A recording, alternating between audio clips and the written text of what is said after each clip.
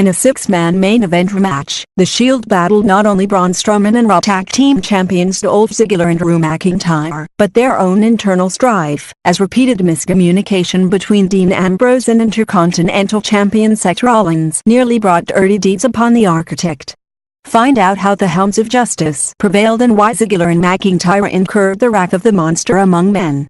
Dean Ambrose provided a key assist in helping Seth Rollins advance over Drew McIntyre to a slot in the WWE World Cup, a development that should have put to rest any question of whether the Lunatic Fringe is still all in on the Shield, except the aftermath of Ambrose's interference left Rollins and Roman Reigns with more questions than answers as to where their brother's head is at these days.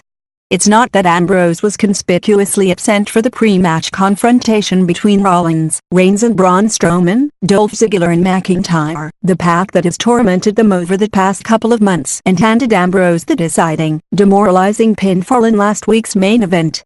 Rollins knew Ambrose would show up when it mattered, and he did, though he waited until the last possible minute to do so. Ziggler had interfered several times from ringside, instigating a scramble outside the ring that led to a narrow count-out victory for the King's Ladder after he hit McIntyre with a stomp on the arena floor. Rather, any questions about the Shield's unity will likely stem from their interaction after the match in the backstage area, where Rollins gently rezzed Ambrose for his down-to-the-wire timing.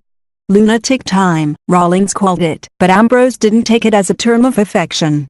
The former WWE champion lashed out at his brothers over the implication that he was only good for a laugh until they needed bailing out before walking off to prepare for his own qualifier against Ziggler, alone. Seth Rollins is in the WWE World Cup thanks to Dean Ambrose. Dean Ambrose is out of the WWE World Cup despite Rollins' attempt to return the favor.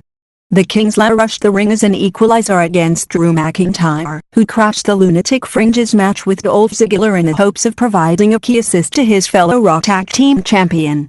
Ambrose shoved Rollins on his backside after a ringside scrap. In fairness, he was rising to his feet and may not have realized who was out there with him, but unfortunately, he rolled back into the ring and ran straight into a sprawl kick from the shove-off that ended the match and grounded out the Raw participants of the World Cup.